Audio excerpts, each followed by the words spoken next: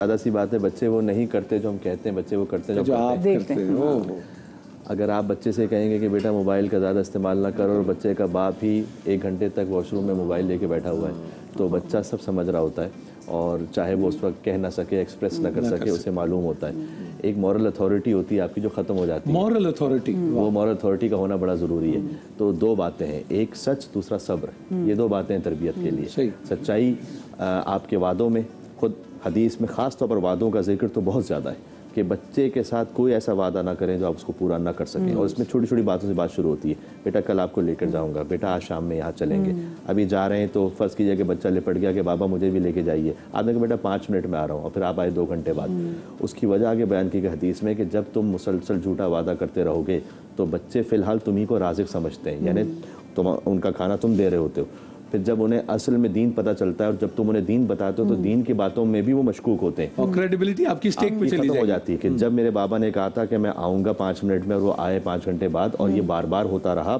تو ایسی صورت میں اس کا مطلب ہے کہ جب یہ کہہ رہے ہیں کہ نماز پڑھو تو بیٹا ثواب ملے گا، تو یہ بھی سچ کہہ رہے ہیں یا نہیں کہہ رہے؟ تو ان کو دین کے معاملے میں وہ اس حقانیت کو کھو بیٹھتے ہیں، اس یقین کو کھو بیٹھتے ہیں۔ تو ایک یہ کہ سچ بولیں چاہے تلخ ہی کیوں نہ ہو، اور اپنے نیک امور میں بچے کو شریک کریں، اس کی اپنی رضامندی کے ساتھ، فورسفلی نہیں۔ اس لیے حضرت ابراہیم علیہ السلام نے فلما بلغ معه السعي قال يا بني اني ارى في المنام اني اذبحك فانظر ماذا ترى قال يا ابت افعل ما تؤمر ستجدني ان شاء الله من الصابرين۔ وہ مشہور واقعہ کہ حضرت ابراہیم علیہ السلام نے اسماعیل کے گلے میں چھری رکھی، خواب میں دیکھا، تو کیا یہ ہو سکتا تھا کہ ابراہیم علیہ السلام لے جاتے، کسی بھی بہانے سے لے جاتے؟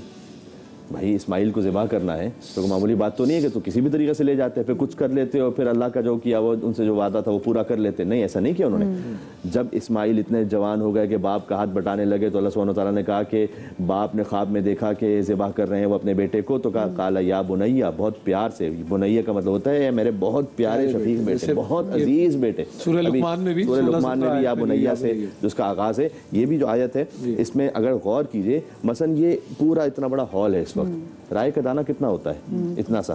کوئی ایک رائے کا دانہ یہاں پر ہو اور آپ سے کہو کہ ڈھونڈ کے بتائیے اس پورے ہال میں کہاں ہے، تو امپاسبل سی بات ہے۔ اللہ سبحانہ وتعالیٰ نے کہا کہ اگر تم نے رائے کے دانے کے برابر بھی کوئی عمل کیا ہے نا، اور وہ پہاڑوں میں ہے یا آسمانوں میں ہے یا زمینوں میں، ہم قیامت کے دن اس کے ساتھ تمہارے سامنے لے کر آئیں گے۔ اگر اس تربیت کا، اور یاد رکھو کہ اللہ لطیف و خبیر ہے، آیت کا اختتام یہاں پر ہو، یعنی وہ بڑا پریسائز ہے۔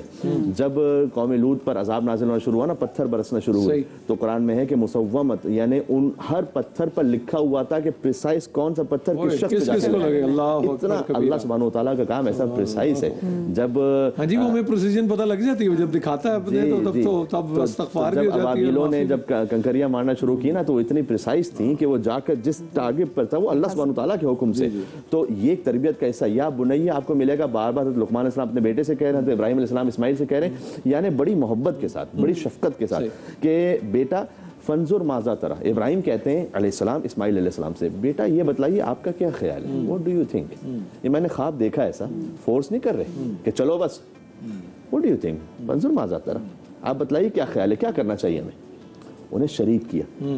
بیٹا بھی اس مقام پر اعلیٰ یابت افعل ما تؤمر، آپ وہ کر دیجئے جس کا آپ کو اللہ نے حکم دیا۔ اگر سکھائے کس نے اسماعیل کو آداب فرزند دیا، تو آپ وہ کر دیجئے جس کا آپ کو اللہ نے حکم دیا ہے، ستجدنی انشاءاللہ من الصابرین، انشاءاللہ مجھے صبر کرنے والے پائیں گے۔ تو یہ جو کیفیت ہے نا کہ باپ اور بیٹے کا رشتہ۔ آخری بات یہ بھی کہہ دوں کہ ابراہیم علیہ السلام جب کعبہ بھی بنا رہے تھے، وَإِذْ يَرْفَعُ إِبْرَاهِيمُ الْقَوَاعِدَ مِنَ الْبَيْتِ وَإِسْمَاعِيلُ، تب بھی اسماعیل کو شریک کیا۔ اپنے ہر نیک کام میں اپنے بچوں کو آپ شریک رکھیں تاکہ وہ پھر اپنی اولادوں کو نسل بہ نسل شریک رکھیں۔